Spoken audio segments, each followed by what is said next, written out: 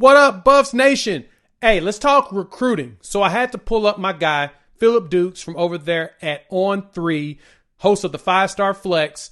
He pulled up, got to talk to some recruits, got to talk about the environment at the Colorado-Cincinnati game. So we're going to get some recruiting updates, especially around Juju. A few of y'all have asked, so we're going to jump in there and talk about what he thinks. He got a little insight for you all. So check him out here on the Primetime for College Football. We're chopping up with Philip Dukes from On3, the host of the 5-Star Flex. My man, let's talk recruiting. You had an opportunity to be there at that game for Colorado-Cincinnati. You were there up close and personal on the field. You got to see the recruits floating around. We saw the big names. We saw Juju Lewis, the USC commit, along with Carday Smith, the USC commit. You got Adrian Wilson, who committed right before the game, wide receiver that was committed at he was with Arizona State and Oregon, a few other spots. How was it to the recruits, and what did you see that you can give us a sneak preview from your 5-Star Flex show? I just think the environment on the sideline was something that you won't see in Power 4. And people keep saying why I keep saying Power 4, because the Pac-12 is not a Power 5 school no more. So if you go look at that on the 5-Star Flex, make sure you go correct those guys who say he's being disrespectful to Colorado by saying Power 4. It's 4 power conferences now. But I digress. What they saw was an experience unlike any other experience that you'll see in Power 4. I mean, you got Cameron from It Is What It Is walking by. Bill Goldberg just saying, like, hey, what's up? Polo G, like, one of the big rappers out there. Hey, man, just kicking it. Everybody, and it looks more like, and I said this and people were upset, but I said it's the closest thing that you would get to an HBCU experience at a Power 4 level. And what I mean by that is the fashion, it's the flair, it's the swagger, it's the culture, it's the vernacular. Everything there was based in the culture. And I feel like that's something that recruits see that they know is unique to Colorado, because it doesn't matter how many rap songs you play. It don't matter how many times the band swag surfs. You could tell when it's real and when the culture is really being accepted and is not being just appropriated. And I think this is one place where the culture is really ingrained and is being permeated throughout that whole city because of what Deion Sanders has brought to town. So I think recruits see that, and I think that's the only environment where you have it being, and it's not where, hey, I want to do this so I can look cool. I'm doing this because I am cool, and there's a big difference. Yeah, you can see that. You can see the influence of Coach Prime, and I mean, bringing his boys and Bucky out there with the well-off media stuff. You can see that that's a massive influence that you're getting there in Colorado, which honestly is beyond dope. Let's talk about Juju real quick, man. We know that this is one of those whirlwind recruitments, man. He's spent a lot of time at Colorado, but he hasn't made a pledge. You still feeling good about the chances of him going to Colorado, or do you think Colorado's going to have to move on and snatch up a nice elite player? Because with the way that Pat Shurmur is working with Shedeur Sanders, Shedeur is obviously going to be a top 5 pick in this draft. Who's going to follow him? Who do you think can be that dude that becomes – can it be Juju? Can he come in as a freshman and be the next great one? Or do you sense that they've got to go ahead and move on to somebody else, or even get somebody out the portal? I think they still have a good shot. I think the Lewis family, Juju and his father TC, keep things really close to the vest. I think Colorado did a heck of a job this weekend. Just from seeing Julian with those, had a genuine smile on his face. Watching the fan love, how much they love him out there. It's unlike anything else. And for somebody who's been in the spotlight his whole life since he's been playing football, he's built for the moment. He's built for the situation. And especially when you can talk about Coach Prime's development. I think this is something that hasn't been talked about enough. Shedeur Sanders wasn't no 4-star when he wasn't like no 5-star quarterback when he came out. Shedeur signed with Florida Atlantic. Now, not to say that he couldn't have went anywhere else, but man, when are we gonna start talking about Coach Prime and his ability to develop a quarterback? If this is anybody else who had Shedeur Sanders, we will be saying, oh, this guy, he down this. Look at the job that he's done with this guy. And they always go back to say, look at this guy as a recruit. Well, Coach Prime treated Shedeur as a 5-star the whole time. Even before he decided to go coaching, he knew that he wanted to put him in a situation where he was going to get good coaching, where he felt that he could trust the people who were there. So now, when you look at it, when Shedeur was balling at Jackson State, they said what? It was the competition. Okay, now he's doing it against everybody. Whoever Colorado's plays, he's still balling, and he's throwing a really catchable ball. And now the NFL scouts are saying, yeah, he may be the best in the country, right? But the person who isn't getting any credit is Coach Prime because he's been the one who's been with him the whole way. So even putting the offensive coordinator in place that would give him NFL principles for him to be able to make the type of reads that he does, right? Even last year when he was running for his life, he was still and one of the unintended consequences of having maybe not the best offensive line last year, which has improved a lot this year, is that you saw how tough Shedeur is.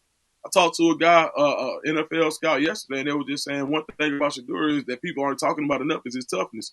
So I think that with all that being said, I think Julian Lewis is paying a lot of attention to that. I think his father, more than anything, is paying attention to the relationship between Deion and Shedeur. All right. Do I think it's a done deal to Colorado? No. Do I think it could still happen? Yeah, and it could happen fairly fast.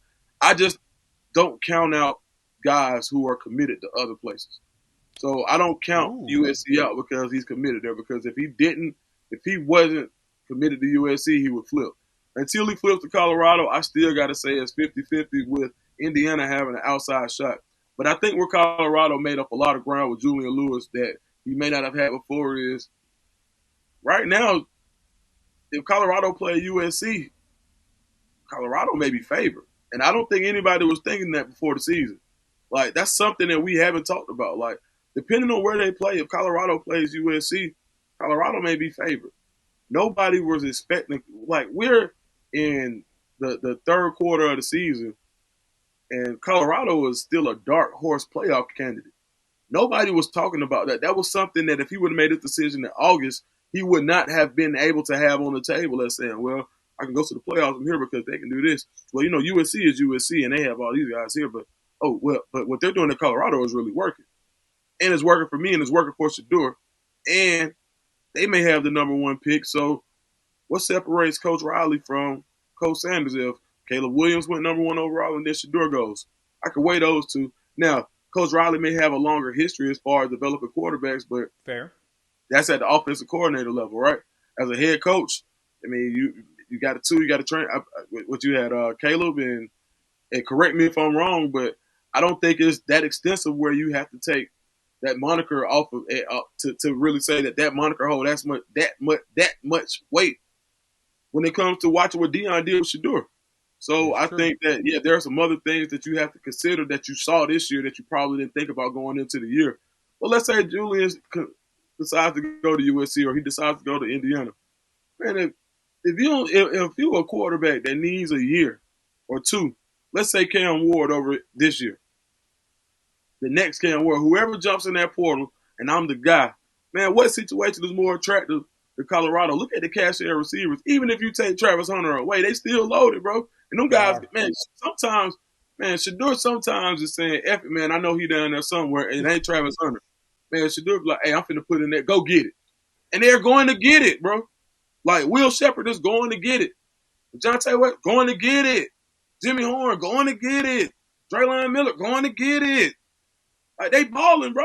So, and then when you think about the new class that they got coming in, like, you look at Cornell Farrakhan, like, you're bringing in guys who are ready, like, not just – so, yeah, they may not be the super five-star who run the 4.340s, but they guys who got game speed and that they have sure hands.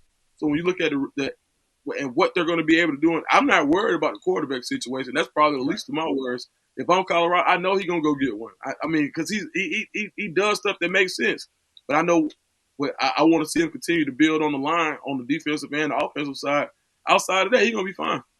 Yeah, no, you're spot on because just seeing LaJohntay Wester, talked about that in a video not too long ago about, him getting that number one jersey because, he earned it now, putting up some big numbers. And the thing is not only are those single digit numbers earned, not given, but the fact that when you look at the numbers, yes, Travis Hunter is very heavy on him, but Shedeur's still spreading the love across all those wide receivers. So he's leveraging the entire gauntlet of it. Even if you're going to bracket Travis Hunter, I mean, you're going to get Wester to, catch a game-winning touchdown or something. You're going to get all of that. All of that's going to happen because Jimmy Horn is being used a lot. So is Will Shepherd. When Marion Miller was being used, and now, unfortunately, he's hurt. But you're seeing him actually spread the ball around it. Let's wrap that up with that. Heisman Trophy. You've got Travis. You've got Shedeur. Why is Shedeur not in the Heisman conversation? Why are we? Why? I know Prime said it's because it's his son. I totally get that. That was a funny tongue in cheek. But why is it that we ain't seeing much out of that portion of it? I see it. I don't see how you can continue to ignore it. I don't think it will be ignored. They're going to have teammates up there. I don't know when the last time you had teammates at the Heisman. And I wish I had a little more time to research that, because it should be pretty quick research. But you're going to have teammates in New York or wherever they're going to do it at. Like, they're going to both be there. Like, there's no world. I don't see a world where you can have Travis there without having Shedeur there because of what they mean to those teams. So I just think that Shedeur's having an excellent season. I think as Travis continues to ball, if Travis is there, then half of that is coming from Shedeur. So I think his stats will look good. And then I think now that they're in a rhythm, when they come out of this bye to get healthy, man, if they do what I think they're going to do and what they're capable of doing, then yeah, Shedeur is going to garner a lot more Heisman attention. He's having a great season. Now, Ashton Jeanty, like, phenomenal running back, doing things that we've never seen before. Yeah. Travis Hunter definitely doing things that we haven't seen in a long time. Travis Hunter is doing something at a level that we haven't seen in that. And I think that Shedeur, his accuracy is so underrated. And to see him be a pocket passer and to play with that type of accuracy and functional mobility, I think is only going to lend to his presence in the Heisman race. And, yeah, I just think that a lot of times he could, as hard as you can say it, Travis Hunter is doing something so amazing that sometimes it may overshadow what Shedeur is doing. But I think as people continue to look back and ask the same question that you're asking, then they're like, nah, bro, he's really like that. So I think it's going to come down like right now. If it's third in that race, you got to go maybe Cam Ward and Shedeur. And I think one of those two will probably end up being that third person in the race.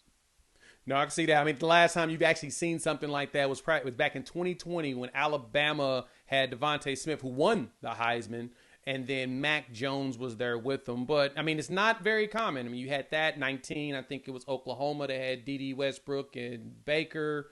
Then you got to go all the way back, and you'll see, what was that, USC? Wow. Yeah, right? So it's been a bit. You don't get it all the time, but 2020, man, shoot. I think that to me is where Travis Hunter has a good opportunity to possibly win that bad boy, because playing both sides of the ball, he can do it. All right, last one for you. We're going to we're talking to Phillip Dukes from On3, the host of the 5-Star Flex. You think Travis Hunter can pull off the double player of the week? He's the first player in Big 12 history to win offensive player of the week and defensive player of the week in the same season. You think he can do it in one game? Yeah, he almost did. Yeah, he's really done it before. I just think they were scared to do it. He done had games where he don't win crazy on both sides of the ball. He already done it. They just can't be scared to give it to him. Yeah, I think Baylor was the one they should have. They gave him defensive player of the week in that game, but he had 13 catches, 100 yards, 2 touchdowns in that game too. I'm just like, come on, man. Y'all couldn't just give them both. Now, I don't know. I don't remember in the Big 12 who had must have had an elite week. Somebody had to run for like 200-something yards or something. So I would totally understand that. But you're right. They've had some opportunities to probably give it to the dude they should have. But I'm looking at the last 4 games, man. Colorado has a really good chance of not only sweeping those last 4. I think Travis can do it in one of those. One of those games, they have to find a way to do it. Get the man 2 interceptions. Get that man 100 yards receiving on 10 catches, and let's see if we can, disrupt. Why do you keep throwing at him? I don't know, man. Well, to be fair to quarterbacks, that dude just shows up out of nowhere a lot of times too. So it's not like they testing him. They just throw it. Bro. It's one of those guys you got to find. Like, bro, I'm not throwing it at your. No, like that's crazy. That's crazy. Like in Atlanta, we got this saying called "crazy man." Like you might heard Anthony Edwards say it before. Like, hey, why would you throw it at him, crazy man? Like, come on, dog. Like, it don't make no sense. But all right, yeah, I mean, help him win the Heisman. He's created an island on that side of the ball, man. It's like Coach Yeah. Prime did back in the day. You didn't only throw it to that side because you knew that man was hawking and that he was somehow going to get there. So we chopped up with Phillip Dukes from On 3, the host of the 5-Star Flex. Dukes, man, thank you so much for pulling up. They be throwing comebacks at cover 3 on his side. It's so dumb to me. I'm like, It's ridiculous, dog. Like, what? All right, my bad, man. Go ahead. I'm sorry. You good, dog. We chopped up with Phillip Dukes from On 3 and the host of the 5-Star Flex, man. Hey, thanks for pulling up with us, man, and chopping it up about your experience there at the Colorado-Cincinnati game, man. I know it was a blast. No, absolutely, man. I appreciate it. And thank you for having me, dog. Always. Make sure you go check out Phillip Dukes over there at the 5-Star Flex at On 3. Link is in the description below for the video of him hanging out in Colorado while he's at the Cincinnati game. So watch that. Go show the man some support.